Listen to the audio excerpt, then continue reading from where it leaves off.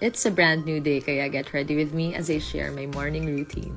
Brush my teeth, sip a cup of coffee, take a hot shower, and skincare with Cetaphil to keep my skin clear and fresh. Ingredients like niacinamide, glycerin, and panthenol are super vital because these ingredients ensure that my skin's 15 essential ceramides will help maintain my skin's moisture barrier and give me superior hydration. Now it's time to do my makeup. Speaking of taking care of our skin, there is so much to learn at the National Healthy Skin Mission Skin Academy at SM Makati for the entire month of August.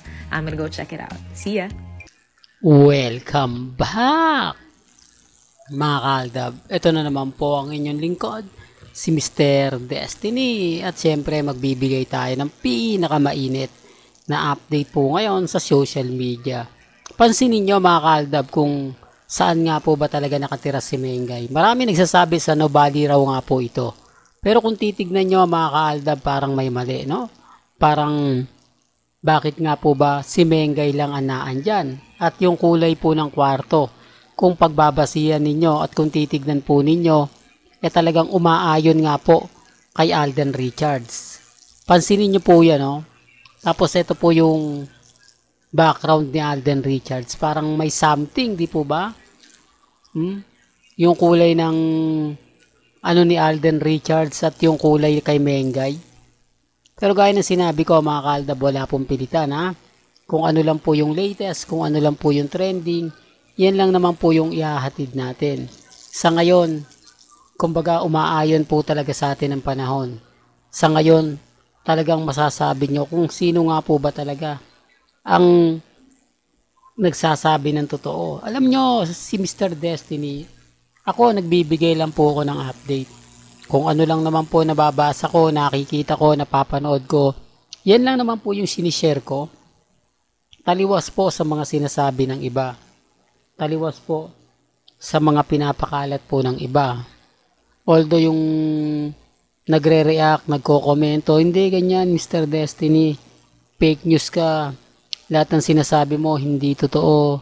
Lahat ng komento mo walang katotohanan. Wala naman pong problema yon. Hindi naman po tayo namimilit. Hindi naman po tayo magsusumiksik sa mga issue na ganyan. Lalong-lalo na nga po kapag ang pinag-uusapan ang real life couple. Sa ngayon, kampante lang po tayo. Sa ngayon, masaya po tayo. Sinasabi kasi ng iba, pinapaliwanag ng iba na keso ganito, keso ganon. Wala naman pong problema yun. Okay lang naman po yung mga ganyan. Hindi ako basta-basta nagpapa-apekto, lalo na nga po mga kaaldab kapag ang pinag-uusapan natin, Aldab Nation. Kapag sinasabing ganito, sinasabing ganyan, relax lang.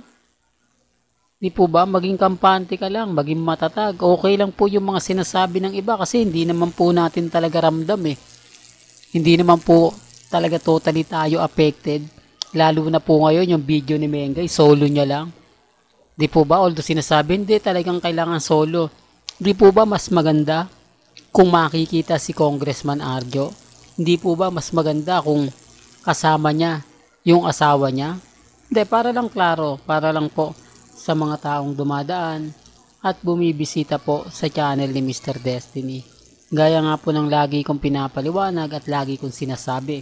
Pero wala pong pilitan, di po ba? Kung ano yung paniniwala po ninyo, kung ano po yung sa palagay ninyong tama, nire-respeto ko po yan at ginagalang.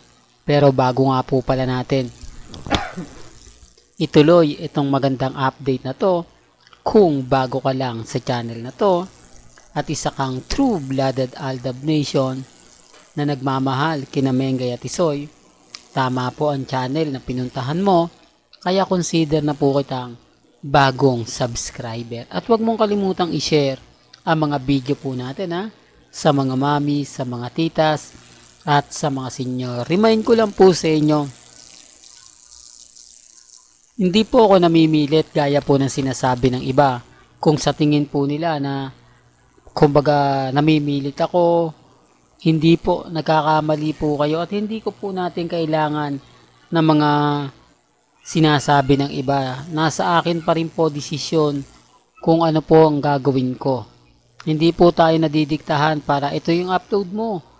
ito yung gawin mo, ito yung ano mo. Hindi po, kasi kung ano lang po ang mga nakikita ko pagdating po sa mga Aldab Nation, sa mga nagko-komento sa akin, yun lang po. Tama naman po sila, di po ba? Pansin mo ba, Mr. Destiny, yung pagyakap ni Alden? Lumingin muna siya. Sinisigurado niya rin na may camera. Di po ba? Para hindi masayang yung effort niya.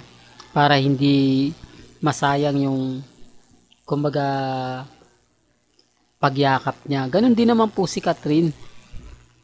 Kapansin-pansin nyo naman po na parang doon lang po talaga pinakita. Parang kinat lang muna, tapos ito set up natin to, yayakapin mo si Catherine, ikaw Catherine, yayakapin mo si Alden, yung tipong ganon, tapos i-upload lang ng ibang tao na mataas ang social media account o mataas yung followers niya, para lalong makita, lalong pag-usapan, tapos sinishare na lang po nila.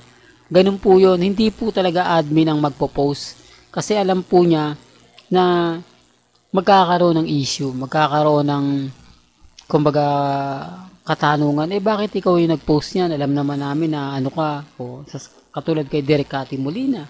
Hindi po pwede yung kailangan sa ibang tao, tapos ipapasa sa kanila, ang gagawin nila, i-share nila. Siyempre, kapag share nila, makikita po yung mga nag-aabang sa kanila.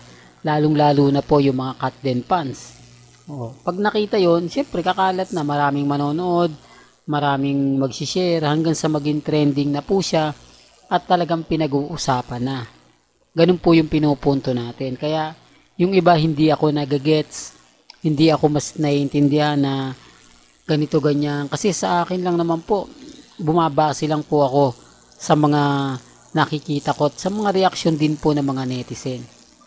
Kaya nga po updated tayo. Pag may nabalitaan po tayo, agad-agad kong ibabalita po sa inyo. Kasi ganyan naman po yung social media. Ganyan naman po yung mga marites sa online, na kapag may balita silang scoop, mainit-init, ipapasa nila yan.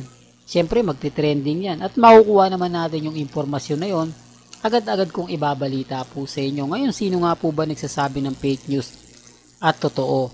Galing naman po mismo sa mga netizen. Galing din po mismo sa mga taong mapagkakatiwalaan. Ang problema lang po, kapag nanggaling sa akin, sasabihin nila fake news. Pero nakikita naman po nila napapanood din po nila. Galit lang po sila, ayaw nilang kinokontra sila.